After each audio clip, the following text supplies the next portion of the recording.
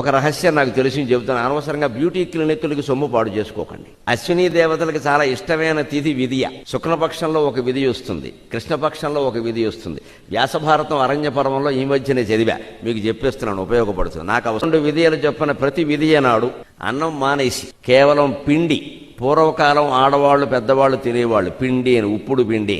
అదే పొద్దున్న మధ్యాహ్నం అన్నం సమయంలో ఇంత, రాత్రి అన్నం సమయంలో ఇంత తిని ఒక గ్లాసు పాలు దాగి పడుకుని అశ్విని దేవతాభ్యాం నమః అని పొద్దున్న 108 సార్లు, సాయంత్రం 108 సార్లు జపం చేస్తే అలాగ ఒక సంవత్సరం అంతా 24 విధియలు చేసినట్టయితే మన్మధుళ్ళ ఉంటారు, తిరుగులేదని చెప్పి ఓపుకుంటే ప్రయత్నం ఎందుకండి లేటు, పదండి ప్రయత్నిద్దాం మనం. నేను ఇక్కడ స్టవ్ ఆన్ చేసి ఒక ప్యాన్ పెట్టేసి 1 కప్పు బియ్యం రవ్వని తీసుకుంటున్నానండి. ఇది ఉప్పుడు పిండి, కొంతమంది పొడి బియ్యం పిండితో కూడా చేసుకుంటారండి. అయితే నేను ఇక్కడైతే బియ్యం రవ్వని తీసుకున్నాను. 1 కప్పు తీసుకొని దాంట్లో 1 స్పూన్ నెయ్యి వేసుకొని ఇలా నేను వేయించుకుంటున్నాను. కొద్దిగా కలర్ చేంజ్ అయ్యే వరకు వేయించుకుంటే సరిపోద్దండి. తర్వాత అది తీసి పక్కన పెట్టేసి అదే ప్యాన్లో ఒక 2 టేబుల్ స్పూన్ ఆయిల్ వేసి కొద్దిగా 6 నుంచి 7 కట్ చేసిన పచ్చిమిర్చి వేసి కొద్దిగా వేయించుకొని, అలాగే ఒకటి కట్ చేసిన ఆనియన్ కూడా వేసి వేయించుకోవాలి. తర్వాత మనం పోపు దినుసులు కూడా వేసుకోవాలండి. దాంట్లో కొద్దిగా మినపప్పు, శనగపప్పు, కొద్దిగా ఆవాలు, జీలకర్ర అండ్ 1 ఎండుమిర్చి వేసానండి.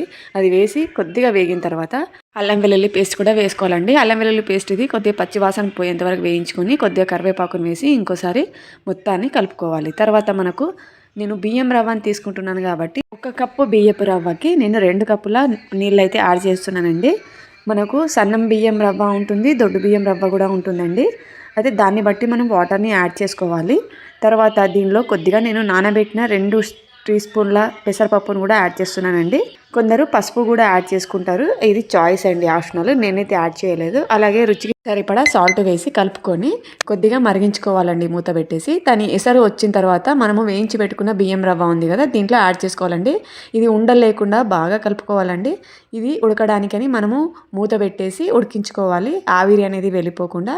తర్వాత ఒక 5 నిమిషాలు ఉడికిన తర్వాత ఇలా మొత్తాన్ని కలిపేసుకోవాలి మనం చక్కగా. కొద్దిగా బియ్యం రవ్వని తీసుకున్నాం కాబట్టి మనం అది పలుకు ఉంటుందండి. అందుకే ఇంకోసారి కూడా మూత పెట్టేసి ఇలా ఉడికించేసుకోవాలి. మనము చేసే ఈ మొత్తం ప్రాసెస్ కూడా గ్యాస్ అనేది చాలా సన్నని మంట పైనే ఉండాలండి, లేదంటే మాడిపోతుంది. లాస్ట్లో మనము కట్ చేసి పెట్టుకున్న కొత్తిమీరని యాడ్ చేసుకొని ఇలా మొత్తం కలిపేసుకొని మరోసారి ఒక 2 నిమిషాలు మూత పెట్టేసి ఉడకనివ్వాలండి. మంచిగా చక్కగా ఉడికిపోతుంది. టేస్ట్ అయితే అద్దరిపోయింది, అసలు చాలా అంటే చాలా బాగుంది. తాలింపుకి వేరుశెనక్కాయలు కూడా వేసుకోవచ్చండి, అది మీ ఇష్టము. దీంట్లో ఒకటి ఆలుగడ్డని సన్నగా కట్ చేసి ఆ ముక్కలను కూడా దీంట్లో వేసుకొని ఉడికించుకోవచ్చండి. టేస్ట్ అది కూడా చాలా బాగుంటుంది. నా చిన్నప్పుడు నాకు స్కూల్ మేట్స్, కాలేజ్ మేట్స్ ఒక 2-3 వైశ్యాస్ ఉండేవాళ్ళండి. వాళ్ళు చేసుకునే రెసిపీ ఇది. అప్పుడప్పుడు మాకు కూడా పెట్టేవారు. టేస్ట్ అయితే చాలా బాగుండేది. నేను చాలాసార్లు పొడి బియ్యం పిండితోని చేశానండి ఉప్పుడు పిండి. ఇప్పుడు బియ్యం రవ్వతో చేశానండి. టేస్ట్ అయితే చాలా బాగుంది. ఇప్పుడు ఒక్కసారి ట్రై చేయండి. దీంట్లో కొంతమంది నిమ్మకాయ రసాన్ని కలుపుకొని కూడా తింటారండి. ఏదైనా పచ్చడి కానీ పెరుగుతో కానీ ఇలా కలుపుకొని తింటే ఆహా, చాలా అంటే చాలా బాగుంటుంది. మీకు కనుక ఈ వీడియో నచ్చినట్లయితే ఒక లైక్ చేయండి. Thank you for watching this video. Please do subscribe to our channel.